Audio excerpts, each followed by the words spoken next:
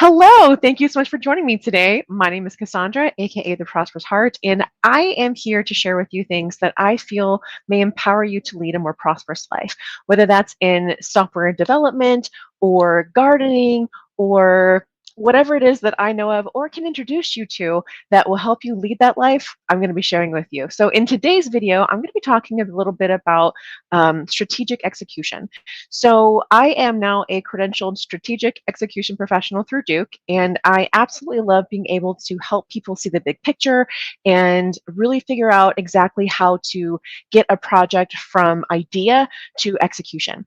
So I wanted to share with you some things that I have learned along the way that have really helped me make sure that my projects have actually come to fruition, have done what they needed to do. But I also wanted to share with you that sometimes when you are doing projects, you may do them, you may have to put them on hold for a while, but you don't know exactly what's going to happen or how that work is going to help you in the future. I have two examples of this I'm going to share really fast before I dive into the actual topics to show you the impact that this can take. So the first example I wanted to share with you is that I've worked at Cisco for most of my corporate career.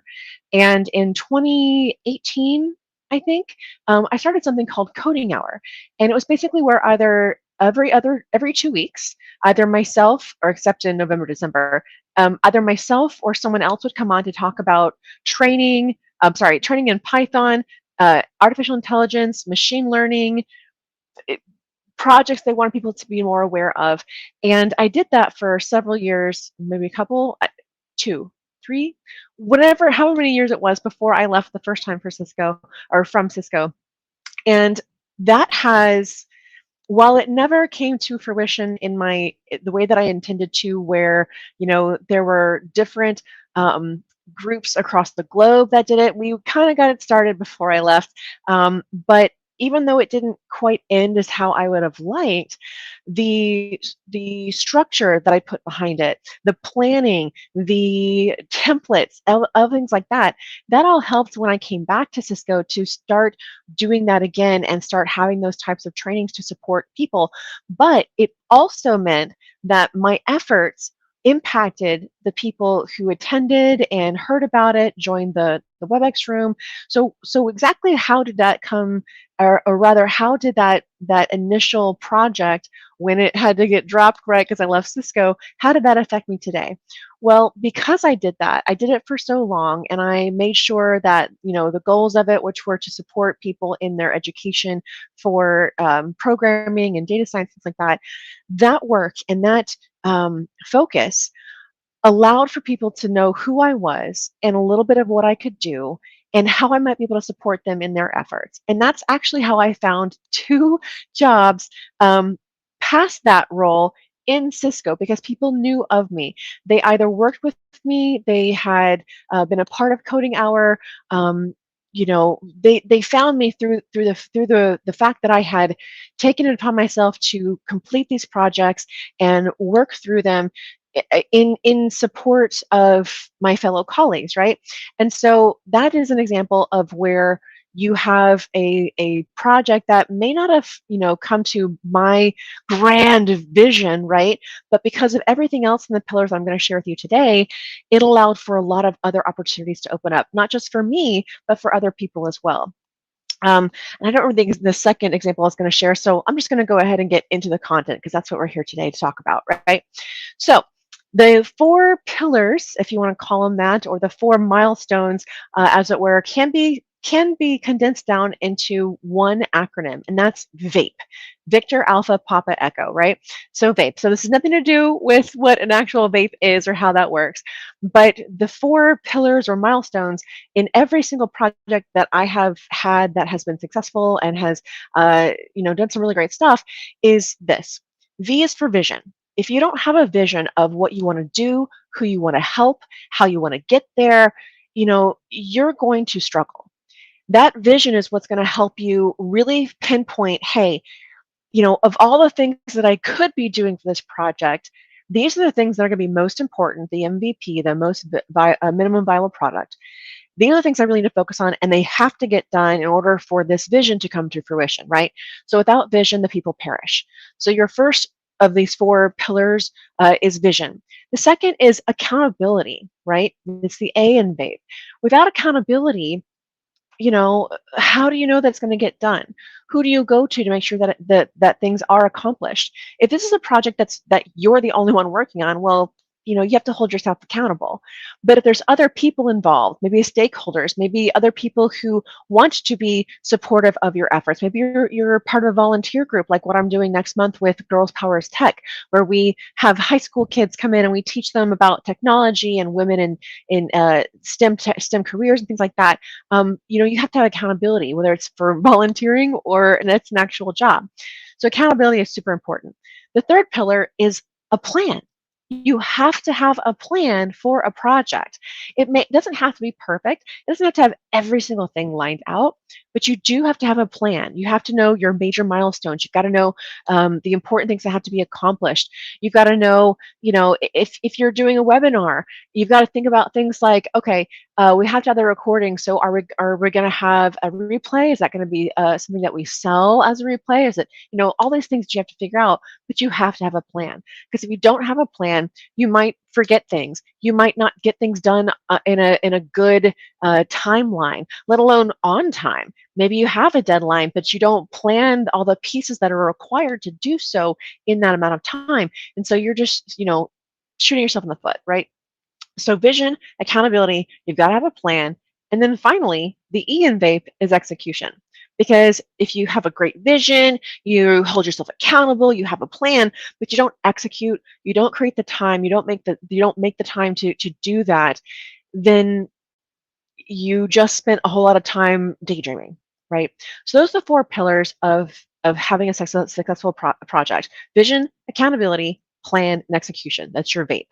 Now, all of that applies to the 9 things I'm about to share with you right now. So how I approach new projects, and this is kind of the same for even projects that I'm coming in on that's already been in the works. But if I'm starting a project, whether it's a new software solution or something else, this is what I do. The first thing, what do I know about this project, about this topic? For example, in my day job, I am basically a developer advocate, and the biggest role up to date has been establishing and implementing software development standards across the teams within my little sub org. And so the very first thing I've always done is, what do I know about this topic? What do I know about testing? What do I know about security? I will put it out, right? Since I've been working at Cisco so long, I have a lot of people that I could connect with, that I could look up certain websites that I was aware of for security training, or whatever the case may be. What do I know?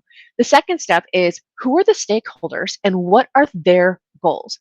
If you are not including your stakeholders from the beginning and making sure you communicate with them, you're going to have a really hard time. In fact, it's happened to us all. You may do things that you think are cool and awesome and helpful, only to find out that after hours of work and a lot of stuff that you may have accomplished, maybe it was nothing what they needed. Maybe you have to start all over. So if you do not know who your stakeholders are and what their goals are, you cannot create a project that properly aligns with what your vision is and what they need, right? So you've got to make sure you know who your stakeholders are and what their goals are. The third step is, you got to understand who are your allies in this. Who is it that you may need to turn to in order to accomplish those shared goals? So if you know that you have this project, maybe it's a pet project, maybe it's something that your leadership has passed down to you, that you need to work with other people to get it done, you have to know who they are.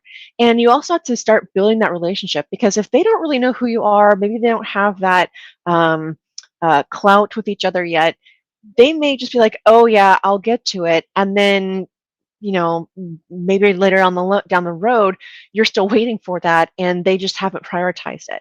So you've got to know who your allies are. You've got to make sure that what they understand of what you're trying to accomplish also helps them with whatever it is they're trying to do. Because most of the time, unless it's a directive from your leadership to those people as well, it can be a struggle to get them to do anything outside of what they're already working on, because we all have way too much to do in a day, right? So find out who your allies are, build that rapport, and understand what it is that you're doing that also ties in to their goals. So that way you can complete shared goals together, right? Number four is to determine your milestones for success. What is absolutely required to have this project be completed, and what are some nice to haves? For example, in software engineering, there are certain requirements that you have to have. Some people may say that security and testing is optional. I would counter that. But if you're avoiding that particular piece of things, if a customer says, I must have this, and you do not include that in your planning, then you're going to be having some really big problems, right? Because that's a requirement. Whereas a nice to have might be a different option for color on your web page. Maybe it is something that the customer didn't ask for that you feel is important or that you feel could improve the user experience. Well, if it's not something that they need to do their job, it's not a requirement. It may be a request, but it's not a requirement. So understand or determine what your milestones for success are and make sure you understand which ones required and which ones are nice to have. The fifth step is to determine dependencies. So when you understand what your milestones are, let's say, for example, you are doing a webinar or a live, right? You have to understand what those milestones are for that. So let's say that you are doing this. You know that you have to have a live recording. You got to know what your topic is. You've got to probably determine how to deal with the replay, whether it's paid or free. If you're putting it up on a um, blog post, you've got to make sure you have the article. You've got to make sure that you have all the things in place, which, by the way, this will be put up on my blog. So if you go to this site right here, prosperousheart.com/project verticals, this recording as well as other information will be stored on that page. If you go right this moment, it won't be fully fleshed out. It's just there to make sure that this exists, but that information will be there. So, maybe you know that all those things have to happen in order to have those dependencies. Well, if you've got to have the recording before you can send out the replay. You've got to, I think you get the idea, right? So determine your dependencies. The next step is to confirm and prioritize with your stakeholders. If you go out and be like, okay, yeah, I got my requirements, I've done this plan, I'm just going to go and do, but you haven't confirmed that the stakeholders approve, you're probably going to be having some issues. And I know I keep saying that, but it's true. Because let's say that you had your initial discussion about what the requirements are and all of that, and you go off and you go and plan and you figure all the stuff out. And let's say that your understanding wasn't accurate, right? We're human. Sometimes we hear things or we process things in a manner that the other person who's speaking did not intend. And so, if we are not checking in with the stakeholders to make sure that what they are needing is not what you're accomplishing, then you could, again, be wasting your time. You could be diminishing rapport with your customer because then they're like, you don't even listen, right? So, make sure that once you've understood your milestones, determined your dependencies, that you prioritize and confirm with your stakeholders the work so that they can say, yes, that makes sense. No, this is not the case. This is kind of accurate, but it's not quite yet what we need. That will help make sure that you are refining what the work is that you need to accomplish, right? So confirm and prioritize with stakeholders. The next is to actually create your project plan with work estimations. Your work estimations, they're estimations. They are not set in stone. But as you continue to work on your projects and track your time, I highly suggest tracking your time. That helps you understand for yourself that, oh, this project was similar to this other one that took me 15 hours.